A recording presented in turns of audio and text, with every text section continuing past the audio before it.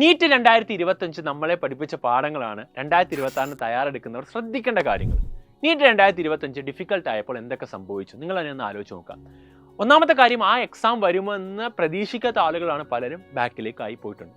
പിന്നെ ഒരു മിനിറ്റ് കൊണ്ട് ചെയ്യാൻ പറ്റാത്ത പല ചോദ്യങ്ങളും ഫിസിക്സിൽ ഉണ്ടാവുന്നു. അതുകൊണ്ട് തന്നെ എന്താ സംഭവിച്ചത്? കട്ട് ഓഫ് താന്നു.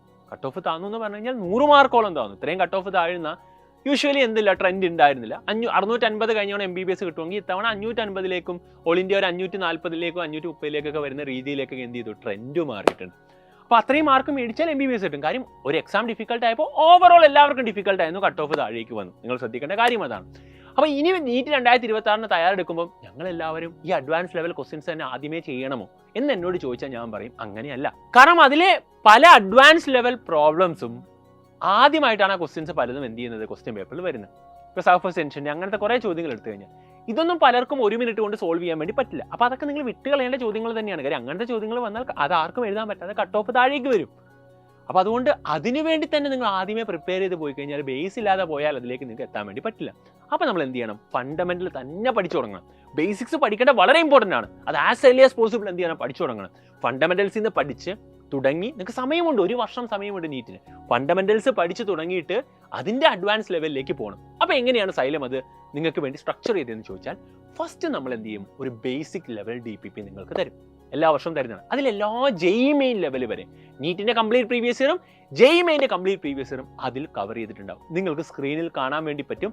ഒരു ഡേയിലെ ഇപ്പോൾ നിങ്ങൾ നോക്കിക്കഴിഞ്ഞാൽ ഡേയിലെ എന്ത് ചെയ്യുന്നു, ആദ്യമേ തിയറി കഴിഞ്ഞാൽ JEE മെയിൻ്റെ ഫുൾ ക്വസ്റ്റ്യൻസ് അവിടെ ഡിസ്കസ് ചെയ്യുന്നുണ്ട്. അത് ക്ലാസ് റൂമിൽ ഡിസ്കസ് ചെയ്യും. ഇതോടുകൂടി അതേ കഴിഞ്ഞു. ഇനി ആ ഡേയിൽ നമ്മൾ എന്ത് ചെയ്യാണ്, JEE അഡ്വാൻസ് ലെവൽ പ്രോബ്ലംസ് നമ്മൾ എന്ത് ചെയ്യണം, അല്ലെങ്കിൽ ഈ പറയുന്ന നീറ്റ് അഡ്വാൻസ് ലെവലിൽ ചോദ്യം വന്നാലും ചെയ്യത്തക്ക രീതിയിൽ അതിന് അഡ്വാൻസ് ലെവൽ ഒരു സെക്കൻഡ് ലെവൽ DPP നമ്മൾ കൊണ്ടുവരും. അപ്പോൾ DPP 1 കഴിഞ്ഞാൽ നമ്മൾ നേരെ DPP 2ലേക്ക് പോകും. ഇനി നമുക്ക് വേണ്ട NCERT എന്നുള്ള ചോദ്യങ്ങളാണ് ഇത്തവണ നീറ്റിന് വന്നിട്ടുള്ളത്. അപ്പോൾ എന്ത് ചെയ്യണം, NCERT ക്രാക്കർ തരണം.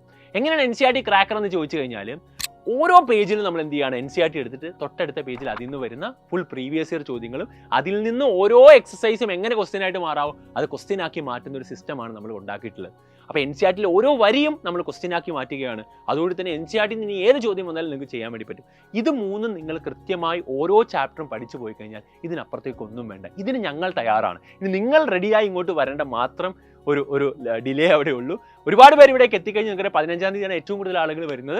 സോ അപ്പം ഓൾറെഡി ജോയിൻ ചെയ്ത് കഴിഞ്ഞാൽ എല്ലാവരോടും ആയിരക്കണക്കിന് ആളുകളാണ് ഓൾറെഡി ജോയിൻ ചെയ്തിട്ടുള്ള സൈലത്തിലെ എല്ലാ സെൻറ്ററുകളിലും. സൈലത്തിലെ പുതിയ സെൻറ്ററിലൊക്കെ അത്ര റെസ്പോൺസ് ആണ് കിട്ടിക്കൊണ്ടിരിക്കുന്നത്.